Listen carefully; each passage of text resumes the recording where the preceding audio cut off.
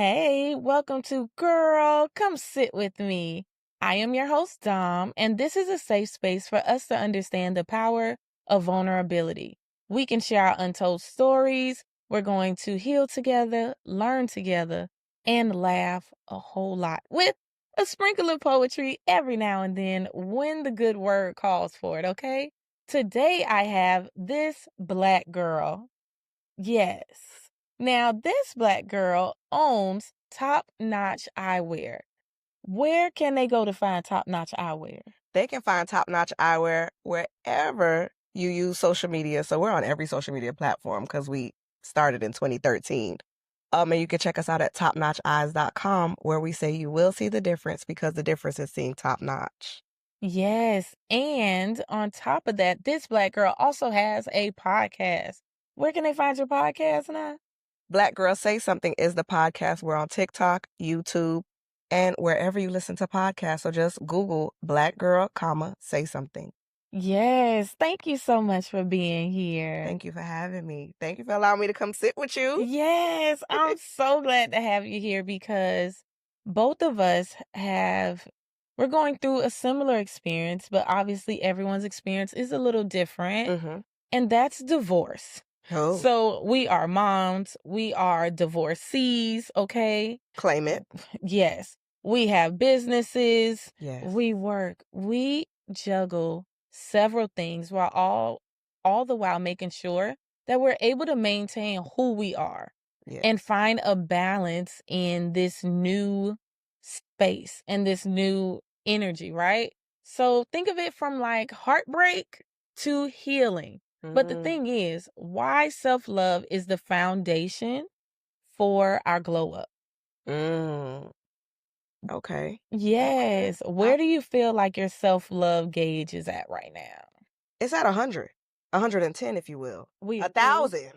We approve? Because the same love, one of a Black Girl Say Something mantra that I want to share, and I hope people can take away from this, is the same love you give them, just give that to yourself. Mm-hmm. It has such a better return on the investment. Yes, yes. So give that same love to yourself. Give yourself that same grace. Mm-hmm. Don't give them the benefit of the doubt. Give that to yourself. Yes. One of the things that makes it easier to give to myself is I had to go through a sense of an identity shift. Okay. I don't know if you had to go through this, but post-divorce, I had to go through a identity shift because I remember, I was a guest on her episode and we were discussing grieving certain aspects of a marriage. And you mentioned how you had to grieve that. Yeah. And for me, I had to grieve. I felt as though I was grieving several aspects. I was grieving who I used to be, who I expected myself to be as a married woman. I was grieving the loss of a best friend. Me too. Girl, what? Listen. Oh my gosh. Yes, it was a lot of grief going on at one point. So now that I'm in more of a healing space and I'm in a better space, granted, I still have residuals. Yeah. But as I'm in this, I had to just experience this identity shift of who I am post all of this grief. And now I feel like you. I feel like my self-love level is at an all-time high. All time. It has to be. It has to be because, one, we're living in such a strange time right now. We really are. And so if we look at that and we gauge where we want to be, it will kind of diminish where you think you are. So you really have to give yourself that love. You have to give yourself that grace. But going back to that grief, I found myself already in a space, like when I was coming out stronger on the other side, I already was in the transformation. This is happening in the midst of me completing my doctorate. Ooh. And so I'll never forget the post that I saw that said, I put up with your BS while I was getting my BS. I'm not about to put up with your BS when I got my PhD. Yeah, no, we're allergic. That resonated with me as somebody who does have a BS. I got that bachelor's in science. I didn't say it's like you already have the BS degree. I ain't putting up with the BS. I put up with the BS, through the associates. Oh, yeah, no. Through the bachelor's, even through the master's. So it sounds like that was your time to graduate from all So of the those. graduation was prophetic. Mm-hmm. It was a true graduation. When they hooded me, I cried. Mm. Because not only did graduation happen on my son's birthday, graduation was my rebirth. I got to the end when there was times where I was like, I'm gonna drop out this program. And he was like, okay, you should. Oh, whoa. Wait a minute, wait now. School, you've been knowing me. I need you to motivate me to get this done. Yeah. I done put all this work in. I'm just talking. I don't mean it. I don't mean it. I don't mean it. I'm just venting. When I'm like, I'm gonna give up on my business, Top Notch Eyewear, and you like, yeah, you might as well because they ain't doing nothing anyways. Whoa. I didn't expect that to come from somebody who's supposed to be my life partner. Someone who loves me unconditionally. It was very conditional. See. It was very conditional. Oh. And see, I'm okay with certain aspects of being conditional. Mm-hmm. And whereas, best way to describe this would be when we say our vows. Mm-hmm. So I wrote my vows. Oh. And I did that on purpose because I needed it to be known like, hey, this is my expectations for you. Mm-hmm. And this is me also making sure that I understand your expectations and your boundaries.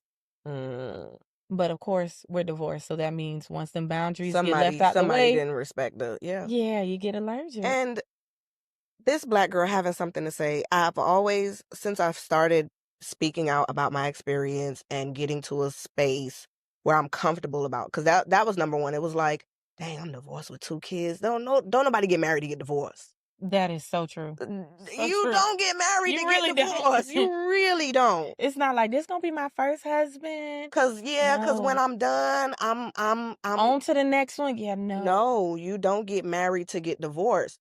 So when you get in that space where you are divorced, like me, we got married way too young. If you watching this, don't get married young. Experience life. Go travel, find your career, figure out what you want to do. The husband will come, the wife will come, the children will come. It will come. Nothing happens before it's time. But as somebody who it's happened in my time was my experience. And I would get married again because I understand what it would take to be married again. Yeah. Right? I did the wife thing. Like Nicki Minaj said it. I'm a little bit of a barb. I don't want the people to fight me, but I did the wife thing. I did the mother thing. I did the thing. And you know what? I did it well. Somebody might not say I did it well, but a job was well done.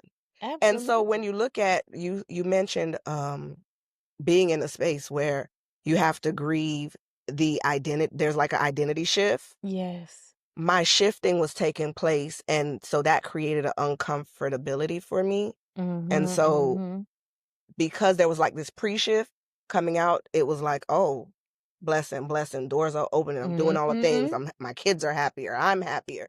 Yeah, we're going to therapy, we're doing the things. On it.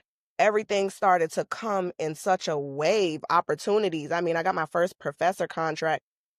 Days out from graduating with my doctorate before I didn't even interview. It was a phone call. Hey, can you teach a class this day at this time? The people ain't know me from. What is that? Absolutely. And did. So the doors were opening. So it was like, was this the opportunity that I needed to get out? It was. I speak on that in a couple past episodes where I mentioned how for me, by the time, so my marriage was a happy marriage, as I've shared beforehand. And it just took about 3 to 4 months for us to just grow apart. And it was rather apparent that we grew apart. And I knew then, like, hey, since I had such a beautiful experience, I knew then that I would want to get married again. Okay. I was like, oh, love is out there for me. But my thing was trying to keep things as normal as possible for my children. So even though he and I were done, he had already moved out. I was like, okay, I'm going to make it where we stay in the same spot. They have these same people. And all the while I was shrinking and getting miserable. And I kept hearing this voice inside of me, inside of my spirit saying, hey, start going back to Miami. Start going back home a little more often. And once I jumped out of my fear and I essentially did it scared, I realized, just like you said, things just started popping off. I even got offered my dream job in Texas, mind you, I might add, in Houston, And I turned it down. I turned it down because I was like, my spirit is happier here. Yeah. I notice my children are happier here. They're thriving more here. And I just had to take that leap. Yeah. And not be afraid of that leap. Okay. And for me, when you said you lost a best friend, for me, going through losing a best friend who was that person who would kind of motivate me to push me. Same. That was the same friend that told me, when you stop pouring into his business and you pour into your business, you'll see your business thrive. And she ain't never lied. Hey, I'm trying to tell you. I'm trying to. Girl, I lost so much weight I wasn't eating, and the man said, "What? You must be cheating on me because you sad." And I was like, "You don't even know what's going on. I lost my friend." He was like, "Oh, okay." And that was it. And that's why we're here where we are. That's right why we're now here where we today. are. Yes. Yes. That is why we're here right now. And I'll tell people this: utilize your resources. I was in the doctoral program and I felt like I was losing my mind. And I called my advisor. I said, "What resources do y'all have for me?" And that's how I started therapy.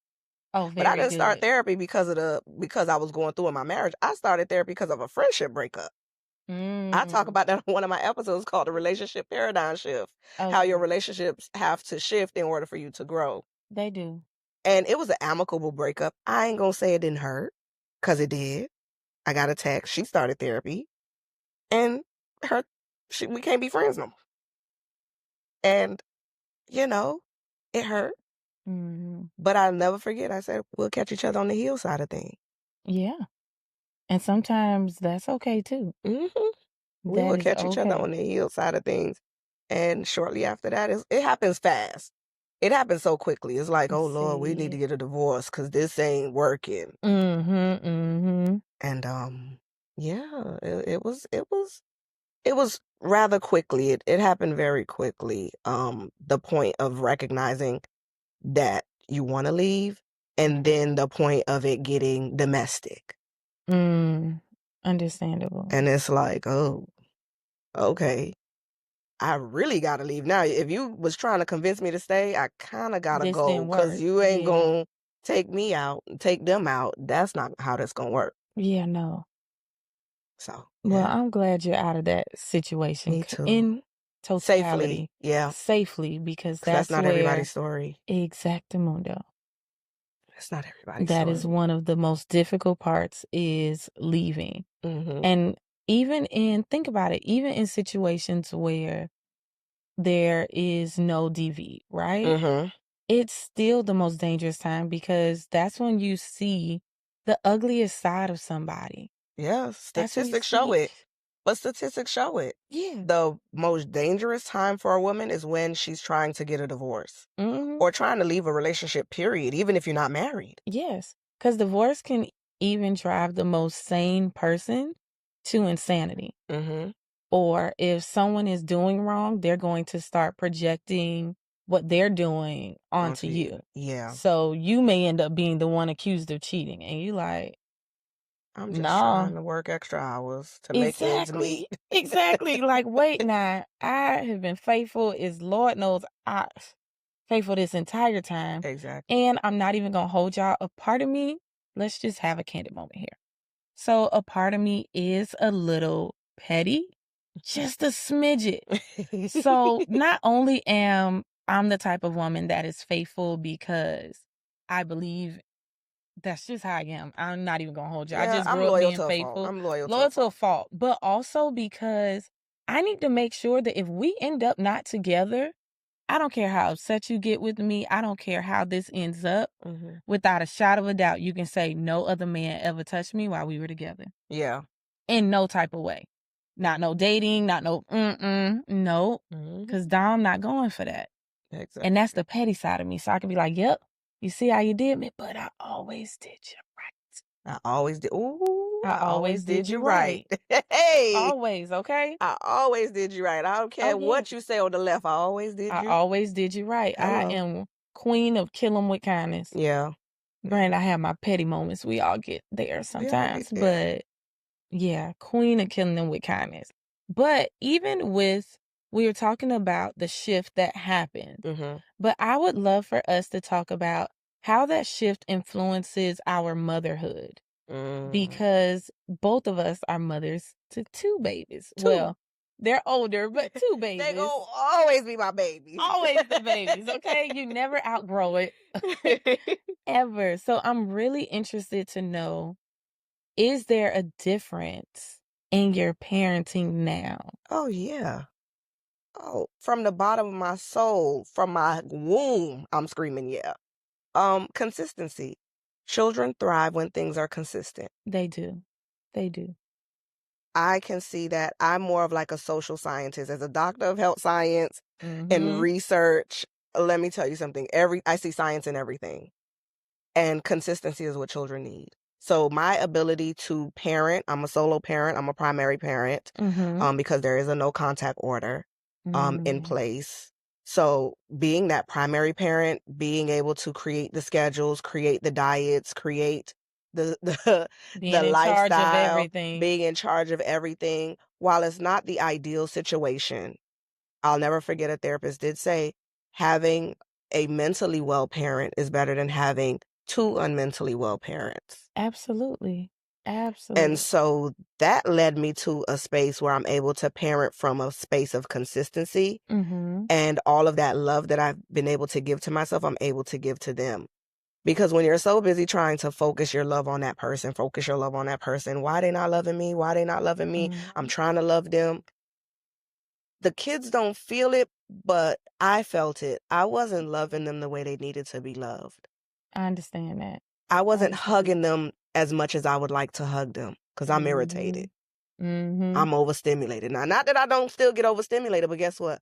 Now we have those chats, we have those monthly talks, we have those check-ins, and we're able to say, how you feeling? Where we at? What we could do better? This is what we did last month. This is what we could do better this month. We have those monthly meetings. We're consistent. And we've been consistent since 2021. So so you have years you into do it. the math. We've been, you have years that into it. being 1 year out versus being 2 years out versus being 3 years out. I'm looking forward to 5 years out. You get what I'm saying? I'm looking forward because there's something to look forward to because you can see the growth. You really You can see them getting the mental help that they need. They're in therapy. I'm in therapy. We're in therapy.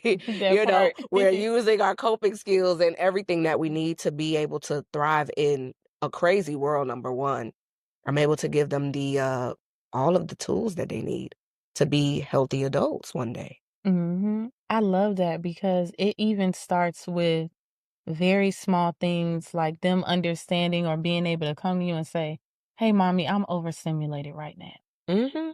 Go in that room, baby. Close that door. It's okay. Just go to the Go room. journal. Exactly. Girl, that's me all day. Go journal. Go journal. It's okay. Get a breather. Mommy's here. Or even when I say it. So with my kids being so young, one of them is a toddler. My youngest is a toddler. So it's funny because I say, okay, boys, I'm overstimulated. And now my toddler's like, mommy's overstimulated. Come on, rah, rah. And he'll call his big brother and they just start chucking to another room. Okay. And they just give me my space. They and understand it's the boundaries. Thing. Yes. They understand boundaries. I think when you get to the other side of it, you're able to teach your children boundaries.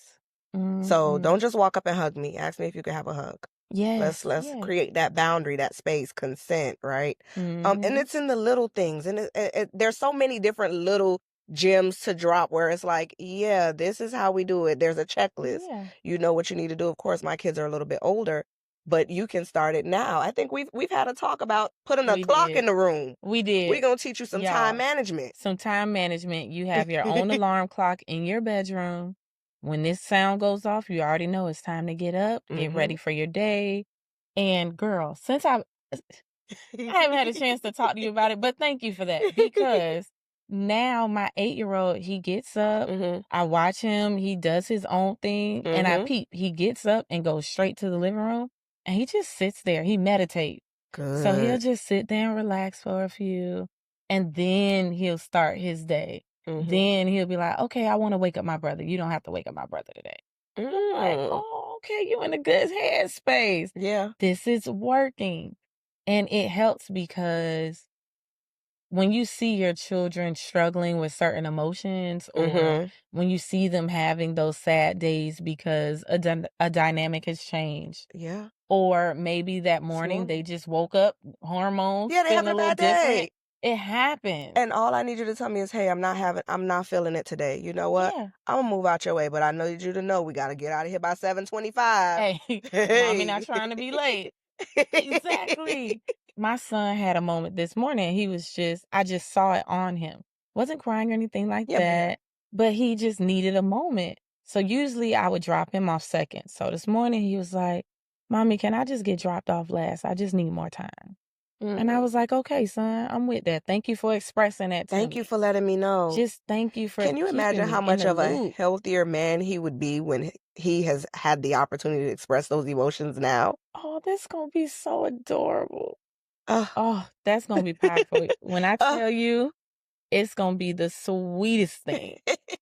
And then one of the things that you had mentioned this earlier, as we get our kids prepared to be well-rounded adults or just Because well-rounded we're not raising children, individuals. we're raising them to be healthy members of society. Exactly. Even though society, you know, is a little weird, but they still have Yes. to know how to navigate society. Yes, navigate that space, understand, and still be able to stay true to who they They are. are, Yes. no matter what they may see outside of the home, what they may see on social media, things like that. But my question to you is, as we're teaching them these things, how do you check in with yourself to make sure that you continue to be a well-rounded individual? Journaling. And I started my podcast, Black Girl Say Something, as a way to check in with myself. Listen back to those episodes. A lot of times I'm repeating things 2 and 3 times. They might be mantras for the people to listen, but I'm always picking at them and saying, I know y'all sick of me saying this, but this ain't for y'all. This is for my Exactly. this It's for my not for y'all. This future is self for to listen me. back to and say, girl, we doing that. Keep the boundaries. Certain things I say, keep the boundaries. Love on those who love you. Show up for those who show up for you. Don't overplay your part in people's lives. Don't give more than you're willing to give. Don't give the benefit of the doubt. Y'all hearing this, but that's for me when I watch this back. Yes, yes. One of the things that I constantly remind myself is keep my cup full. Keep it full. Yeah. I'm not pouring out of my cup to pour into someone else. No, you can get my overflow. And if You there's can no get the overflow that overflow. week, That's just what it that's just what is. it is. And that's okay too. That is perfectly fine. It's me checking in with myself. And stop being the go-to person. When I stop being the go-to person, I got 2 phones. They don't ring as much. The business phone ring for business. That personal phone is probably 2 or 3 people that I talk to regularly. But I stop being the go-to person. Yes, learning to say no without guilt has helped me out. I heard you say that before, and I was like, people be Significantly. feeling guilty when they say no. Girl, I never yes. really had that problem. Oh, very good. Yeah, I never really had that problem, and I think I didn't have that problem with other people because I had that problem in the house. What you mean? With my husband, with my children's father, with my soon-to-be ex-husband. I had that problem in the house. So I didn't know how to say no to him. So Yeah, okay. Okay, let I me go here. understand now. You know how they say when a person is a manager at a job and they like overplay their part as a manager because they have no control at home? That was me. So I'm going to control every aspect outside the house because I had no control in the house. I understand that. For me, since I trusted and loved my husband so much, well, my ex-husband so much, for me, I never even thought to give him boundaries when it came to me, And he because probably I was was like, overstepping your boundaries we are anyways. one. That's just how I viewed it. We're one. If my feelings get hurt, your feelings are hurt. If his feelings were ever hurt, my feelings were hurt. It was just like that for me. So as we started to transition into the divorce, y'all, when I started putting boundaries in place, Oh yeah, they get it's a whole new. You see a different person. You even see a different person. You see yourself as a different person. They see you as a different person, and you see them as a different person. Yes, and it's like I had to teach people, pretty much teach people like, hey, the wife Dom that you were used to seeing with this individual no longer exists. I'm mourning her, and you're gonna have to start mourning her, because a lot of things that I just said yes to because I didn't have boundaries with him because I didn't feel the need to. Now I have boundaries. Yeah. So no, I'm not doing this. I'm also not doing that. And no, I don't feel guilty either. Yeah, good I'm for okay you, with girl. Because I was like, when you said that, when you, another episode, I was like, people feeling guilty when they say no. Girl, yes. Lord, not me. I say no. It's no. I'm not giving no explanation. Period. No, That's where I'm period. at now. I love that that's where you are because that means that you have probably already instilled that in your children. Yeah. Yes. And their ability to speak up. And that's kind of like the premise of it. It's like, yeah, be able to speak up, be able to talk up. Tell me how you're feeling. Yes. And if you don't want to do something, also tell me that. Like, let's talk about it. Let's come Mhm. together and create a space where you feel comfortable doing the things that I need you to do. Because maybe I'm the problem. Yep, and that happens too. Because mommy's still learning. Okay, and I'm a human. Mommy This is my first time being a mama, y'all. Okay. And since every person is different, every child is different, every experience is different, even if we had 1,000 manuals on how to be a great mom, it still may not work for your jit. It may not work for this jit. What works for this child may not work for the other. And then you can't get complacent in your parenting either, because the therapist really turned my head loose when she said, you probably frustrated because it's time to change your parenting style. Girl, why you in my business? See? Yes, because what they needed at one age, just how we're changing, they're changing. They're changing. So what they need at one season, everything has its seasons. So they may need a season of coddling. They may need another season of tough love. They may need, just they like may need another season of structure, because I know we had to restructure. that part. Okay. And I love how I can see the clarity on you. Oh. You have a sense of clarity that comes out regarding who you are naturally, your life, even watching you with your children, even watching you with your brand and all these other hats that you wear. It's a beautiful thing to see. Because I had to keep it bottled up for so long, but it was like that's always who I was. And when you're with somebody who doesn't have their own light, they will try to like dim your light. So it's like, I am a light. Yes, you are. I pour and I'll give, but as a giver, I had to learn my limit. Because the takers don't have none. Yeah, the takers don't. And the takers don't have to be, for those listening, the takers don't have to be just an ex-lover or someone like that. It could be a friend. It could be a your adult family member. children. It could be adult children. Yeah. It can literally be anybody. And we just have to remember to steadfast on our vision. Yeah. Because the more we're able to take heed to what our vision is and hone in on it, the easier it gets for us to have these boundaries, to be like you and say no without no guilt. Hello. And no explanation, right? And speaking of vision, speaking of intentions, and seeing you all, the glasses that I have on today that I'm like obsessed with, literally, y'all, they come from top-notch eyewear. And when I tell you, let me tell y'all something. I have 20/20 vision or 40/40 vision. 20/20. There you go. I have 20/20 vision. And I put these on, and for whatever reason, it just felt clear.